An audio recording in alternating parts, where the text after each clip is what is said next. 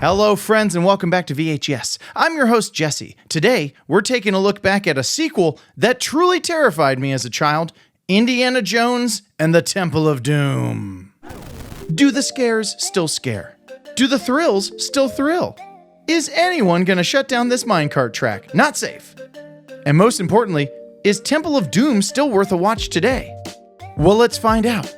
It's the Hollywood Holdup, featuring Indiana Jones and the Temple of Doom.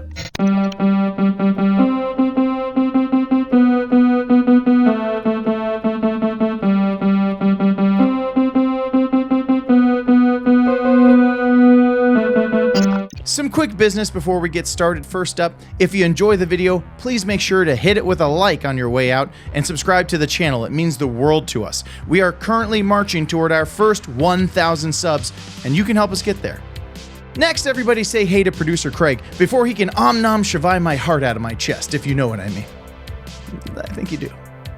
Also, this is your friendly neighborhood spoiler warning. Also a content warning. There's some gnarly stuff in this movie, so hang on to your butts. This is Indiana Jones, the famous archaeologist. Well, I thought archaeologists were always funny little men searching for their mommies. Mummies. And now, the movie in a minute. I'm trying. Okay, we start off with the big dance number that means nothing and may not have even existed. Great choice, guys. Indy fights his way out of the bad guy nightclub, escaping with Willie, an obnoxious club singer who really doesn't belong in this world. You're very good health. Wow. He put 2 holes in my dress from Paris. Sit down! They drop into the cab of a much better character, Short Round, and they're off. They escape via plane, only to find out plane was a trap. The trio then sleds their way down to a devastated Indian village. How devastated, you ask? All their children and all their spirit rock have been taken up to the spooky Temple of Doom. Indy is given the task of retrieving the stone and the kids, which he accepts because otherwise, guys, it's a pretty short movie. The rest of the plot is on a rail. Yeah, very funny. A bad dinner leads to some bad traps, which in turn leads to a bad time for this guy. Indy and friends spend the rest of the movie getting captured, escaping, more captured, more escaping, and finally we get the super sweet minecart chase and free them kids. Now on to the categories. I can't see a thing! All right! Oh, I broke a nail. Category 1, Goosebumps. If you grew up in the 80s like I did, then you might remember Temple of Doom famously being the scary Indiana Jones movie. Sure, the other movies have their moments with melting Nazis and, well, melting Nazis, but Temple of Doom put it right there in the title. Doom. For a young Jesse, it was scary enough just hearing about the human sacrifice from kids who had already seen the movie. And then when I finally watched it myself, I did so squinting through my fingers. Now, as an adult, being a little less of a scaredy cat these days, I watch it and the horror effects throughout Temple of Doom come off super cheesy. But that's not a complaint. I'm actually in awe of how captivating these images were as a kid. Now, the heart-ripping scene looks like a no-budget CPR video. And the human remains look pretty shiny in a plastic kind of way. Never mind all these murderous henchmen who speak very okay English. Like I said, not a complaint. This is movie magic in action. It's awesome that I can laugh at all the goofiness while I know for a fact it's going to give my kids really bad nightmares. We should get on that. If Temple of Doom does anything really well, it's trapping you inside the mood and fear of the story, deep underground where no one will find you. And that overpowering mood is what makes it so scary in the first place. That's the Maharaja. Kid. Maybe he likes older women. Category 2. Hope you brought your appetite. If there's anything in Temple of Doom that still scares me as an adult, it's the idea of being trapped at this gross-out dinner party. In order to work through my fear, and my great desire to gag, let's rank the Temple of Doom prefix menu from least grossest to most grossest. Number 4, Beetle Canapes. The beetles are mostly gross because of how friggin' big they are. And why is this guy eating the butt? Or whatever part that is. Still, if you don't crack them open, they're basically just paperweights. No sweat. Number 3, snake. With eels. Ah yes, braised python stuffed with uncooked eels? Look, I'm fully grossed out by this dish, but more than anything, I'm confused. That snake is cooked, right? How come the eels inside are not cooked? Is this some kind of fucked up snake ceviche? Gonna need to see the recipe card on this one, boys. Number 2, chilled monkey brains. Not cool. Not in the head like that. No, pass. Pasadena. Pass on that. Ugh.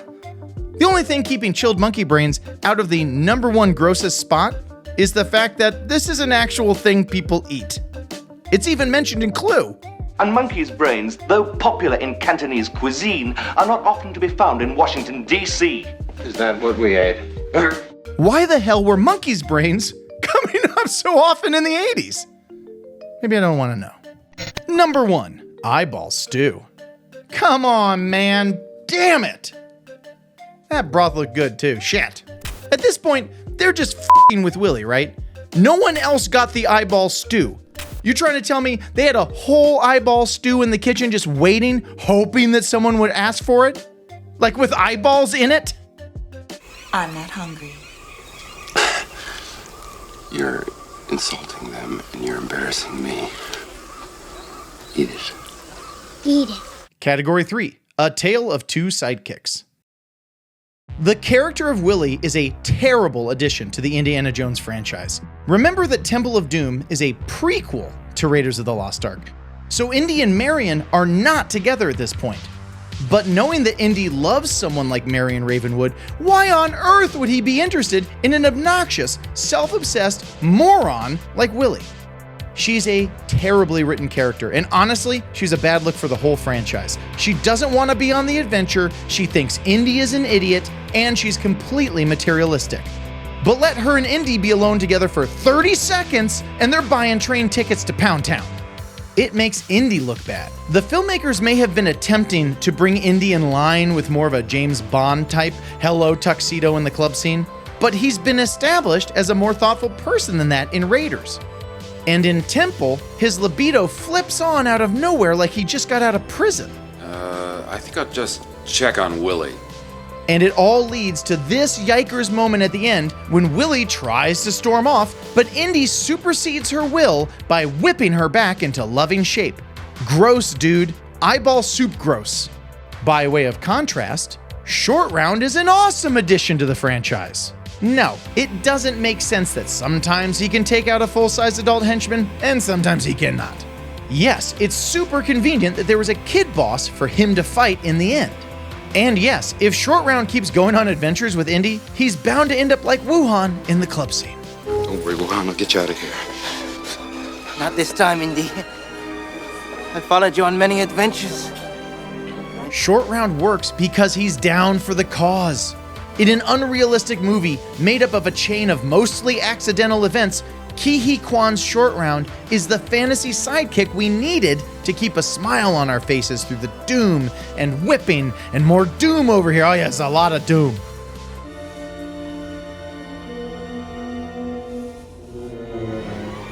Hey, I'm right here. The verdict. So, does Temple of Doom hold up to a modern viewing?